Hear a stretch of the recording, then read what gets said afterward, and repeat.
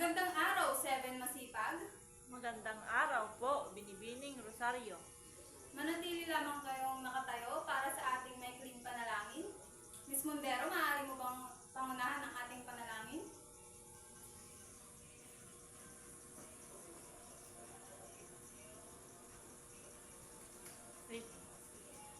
Maraming salamat. Bago kayo magsiupo, class, ay maaari bang pakipulot muna ang mga kalat na nakita ninyo sa inyong paligid at pakiayos na rin ang inyong upuan.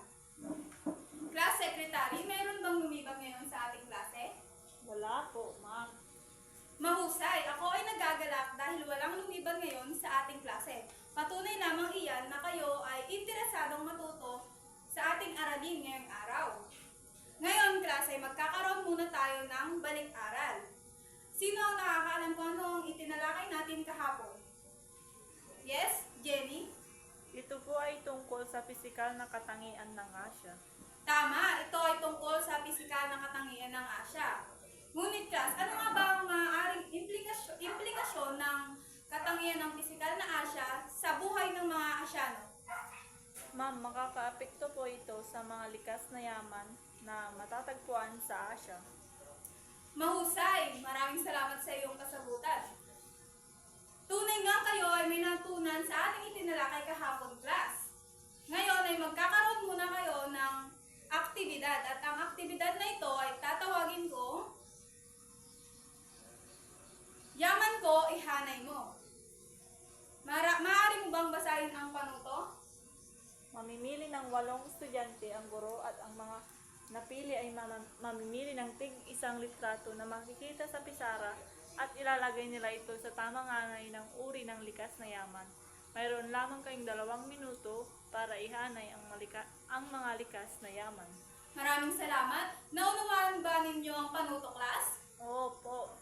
Ngayon ay mamili na ako ng 8 estudyante na bubuo ng mga larawan na nandito sa pisara.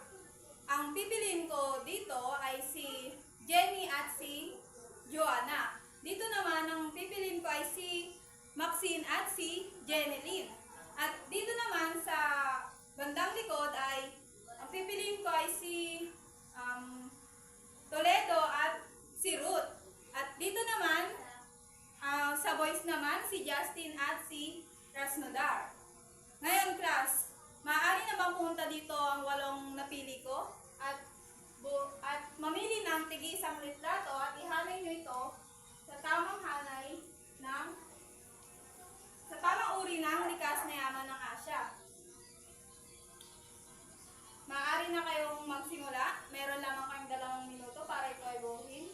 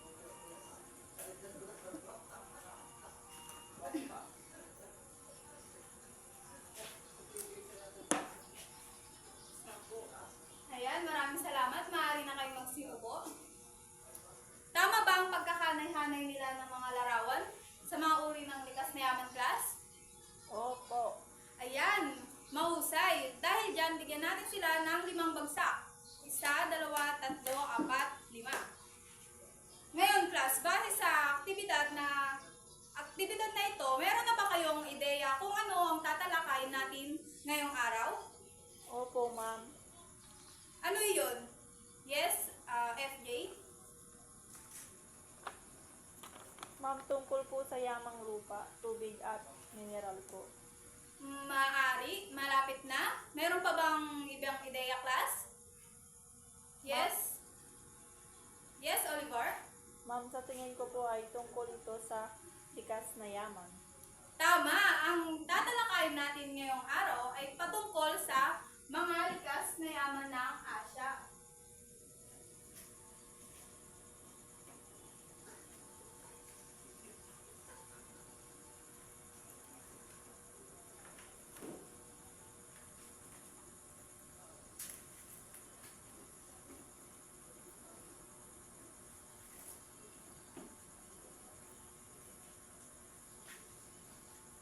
Ngunit bago tayo formal na dumako sa ating paksa, nais ko munang ilahad ang ating layunin. Hawak mo na lamang ito at maaari nyo bang basahin ng sabay-sabay? Nasusuri ang kaulugan ng likas na yaman at mga uri ng likas na yaman sa Asya, na ilalarawan ng iba't ibang uri ng likas na yaman ng Asya at napapahalagahan ang mga likas na yaman ng Asya at papel sa buhay ng tao. Maraming salamat. Ngayon, class, sino ang may ideya sa inyo kung ano ang likas na yaman? Yes? Toledo? Ma'am, ito po yung mga yaman na mayroong ng isang lugar o bansa. Tama, maraming salamat sa iyong kasagutan. Ang likas na yaman, class, ay mga yaman sa kapaligiran na hindi ginawa o kaya naman ay binuo ng tao. Mayroong iba't ibang uri, mayroong 4 na uri ng likas na yaman, class. Ito ay ang yamang lupa, yamang tubig, yamang gubat, at yamang mineral. Umpisahan natin sa yamang lupa. Ano nga bang yamang lupa? Ang yamang lupa, class, ay tumutukoy sa mga likas na yaman na matatagpuan sa kalupaan ng isang bansa. Maaari mo bang basahin ang mga halimbawa? Yes, Mondero? Lupaing pang-agrikultura, kagubatan, kabundukan. Maraming salamat. Ang lupaing pang-agrikultura, class, ito yung mga pinagtataniman ng mga magsasaka. Ang kagubatan, class, dito nagbumula yung mga kahoy at iba pang produkto na nanggagaling sa mga puno. Sa kabundukan naman, class, ito ay mayaman sa mineral at mga uri ng hayop at halaman na hindi matatagpuan sa ibang lugar. Ang pangalawang uri naman, class, ay ang yamang tubig. Ang yamang tubig ay mga likas na yaman na ating pinagkukunan sa mga anyong tubig. Ang mga halimbawa nito ay pakibasa. Yes, Oliver? Halimbawa, dagat, ilog, lawa. Ang dagat, class, dito nakuha yung mga isda, hipon, at iba pang pagkaing dagat.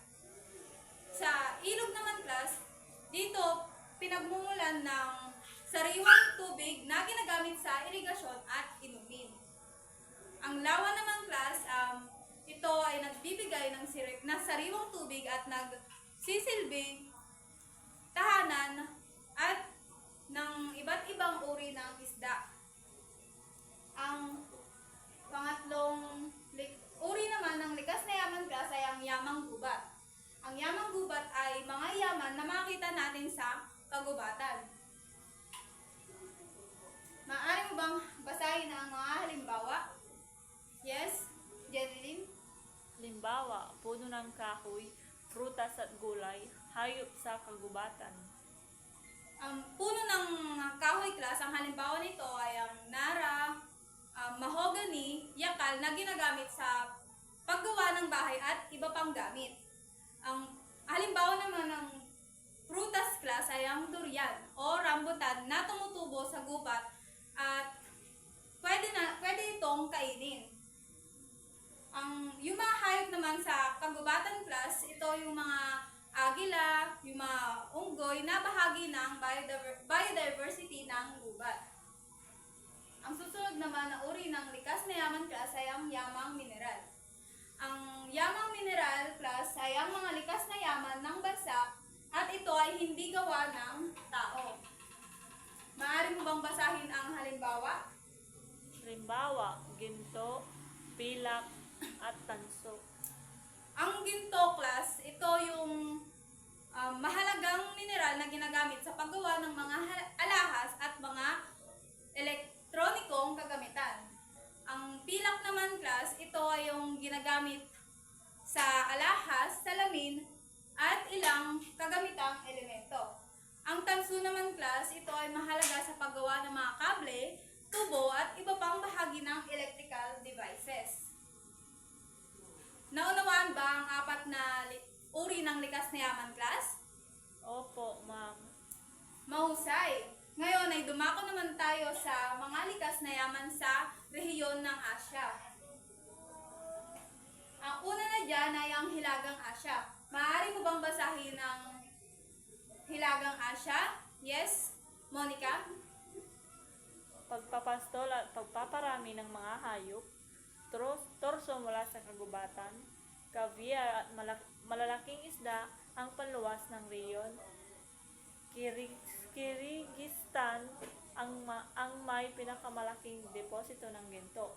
Maraming salamat! Sa Hilagang Asya class, ang pagpapastol at pagpaparami ng mga hayop ay mahalaga sa ekonomiya. Sa Kazakhstan, Mongolia at Siberia, ang kagubatan sa rehiyon ay mayaman sa mga kahoy at halaman na mahalaga sa industriya at kalikasan.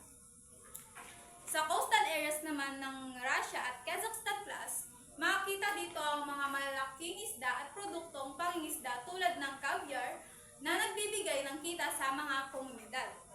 Bukod dito class, yung Kyrgyzstan, ito ay kilala sa mga deposito ng ginto at mineral. Nagbibigay ito ng trabaho at kita sa mga residente. Yung mga likas na yaman sa Hilagang Asya class ay mahalaga sa ekonomiya at kabuhayan ng mga tao. Naunawaan ba class? Opo, May katanungan ba? wala na po. Ang susunod naman na uri ng sa rehiyon ng Asya ay ang Timog Asya. Maaari mo bang basahin? Yes? Jonah? Pagsasaka, opyo, ebony. Maraming salamat. Sa Timog Asya class, ang pangunahing ikinabubuhay dito ay ang pagsasaka, kung saan ang palay ang isang mahalagang produkto. Ipinapakita rin ng pagsasaka ng opyo sa Afghanistan ang kontrobersyal na aspeto ng agrikultura sa rehiyon. Dagdag pa rito ang ebony. Ang ebony class ay isang uri ng kahoy at ito ay mahalaga sa industriya ng kahoy at konstruksyon sa Timog Asya. Ang mga ito ay ilan lamang sa mga mahalagang bahagi ng agrikultura at likas na yaman na nagbibigay ng kabuhayan sa mga komunidad sa rehiyon. Ang susunod naman class ay ang Timog Silangang Asya. Maaari bang pakibasa? Yes, Angelica? Timog Silangang Asya, kagubatan, langis at natural gas, liquefied gas. Maraming salamat. Sa Timog Silang Asya class, mahalaga ang kagubatan, langis at neutral gas. Ang mga kagubatan dito is nagbibigay ng kahoy at iba pang mga materyales. Habang ang mga langis naman ay ang pangunahing produkto sa ekonomiya ng mga bansa tulad ng Saudi Arabia at UAE. Ang liquefied gas naman ay tulad ng LNG ay ginagamit sa enerhiya at industriya. Nagdadala ito ng trabaho at kita sa mga residente. Ang mga ito ay nagpapakita ng yaman at potensyal sa Timog Silangang Asya sa larangan ng likas na yaman at ekonomiya. Ang susunod naman class ay ang Silangang Asya. Maaari mo bang basahin? Yes, Max? Silangang Asya, antimony, magnesium, tungsten, palay ang paunahing pananim. Maraming salamat. Ang mga nabanggit na mineral resources at ang pangunahing pananim dito class ay palay. Ito ay nagpapakita ng yaman at potensyal ng Silangang Asya sa larangan ng industriya at agrikultura. Ang wastong pangangaso pagkakasiwa at paggamit ng mga ito ay mahalaga upang mapanatili ang ekonomiya at kabuhayan ng mga bansa sa rehiyon. Ang susunod naman, class, ay ang Kanlurang Asya. Maaari mo bang basahin ang Kanlurang Asya? Yes, FJ? Langis at petrolyo. Maraming salamat. Sa Kanlurang Asya, class, mahalagang yaman ang petrolyo at langis. Yung natural gas at yung mga mineral source tulad ng bakal at produktong agricultural tulad ng trigo. Ang turismo rin ay isang pangunahing industriya. Yung mga nabanggit na likas na yaman at industriya ay bumubuo ng malaking bahagi ng ekonomiya at magbibigay ng oportunidad sa ekonomikong pag-unlad ng rehiyon. Naunawaan ba, class? Opo. Mayroon bang kayong katanungan? Wala na po, ma'am. Sigurado kayo? Opo. Kung gayon, class, magkakaroon kayo ulit ng isang aktibidad. At ang aktibidad na ito ay gagawa kayo ng isang graphic organizer. Maaari mo bang basahin ang panuto? Yes, Geraldine? Ang klase ay mahati sa dalawang grupo. Sa isang malinis na papel, magtutulungan ang lahat na gumawa ng isang graphic organizer na nagpapakita ng mga likas na yaman sa bawat rehiyon sa Asya. Bibigyan lamang kayo ng 5 minuto para gawin ito at pagkatapos ay ipresenta sa klase. Maraming salamat. Naunawaan ba ninyo ang panuto na binasa na inyong kaklase, class? Opo. Ngayon, kung naunawaan ninyo, ay hahatiin ko na kayo sa dalawang grupo. Ito ang unang grupo at ito ang pangalawang grupo. Ito ang inyong pagsusulatan ng inyong aktibidad. Ayan. Maaari na kayong magsimula, class. Meron lamang kayong 5 minuto para tapusin ito at ito ay ipipresenta ninyo dito sa harapan. Okay, class, tapos na ang 5 minuto. Maaari nyo nang ipresenta ang inyong aktibidad. Mauna ang pangalawang grupo. Maaari na ba pumunta dito ang inyong representante?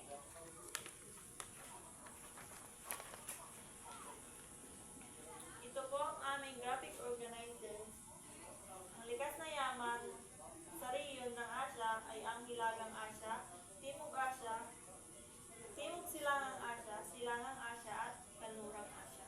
Maraming salamat, pangalawang grupo. Maaari na kayong umupo. Bigyan natin sila ng palakpak. At ang unang grupo, maaari na kayong magpresenta. Maraming salamat, maaari na kayong magsiupo. Bigyan din natin sila ng 5 palakpak. 1, 2, 3, 4,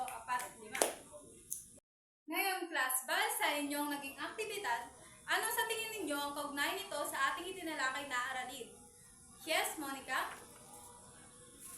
Ma'am, ang ginawa po naming aktibidad ay nagpapakita ng distribusyon ng likas na yaman sa iba't ibang uri ng rehiyon ng Asya.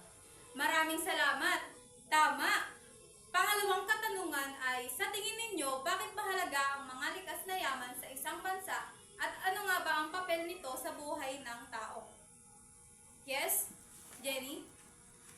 Ma'am, ang likas na yaman ay mahalaga sa buhay ng mga tao dahil ito ang pinagkukunan ng mga pangunahing pangangailangan tulad ng pagkain, tubig at enerhiya.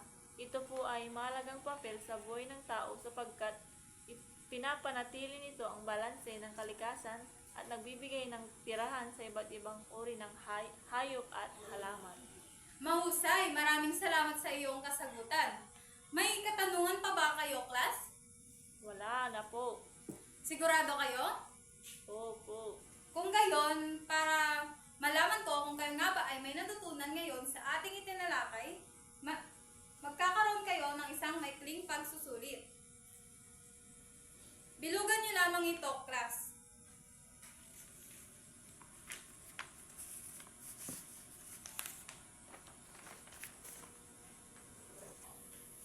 Ayan, maaari na kayong magsimula, class. Meron lamang kayong 10 minuto para sagutan ito. Tapos na ang oras, class. Maaari nyo nang ipasa ang inyong pagsusulit.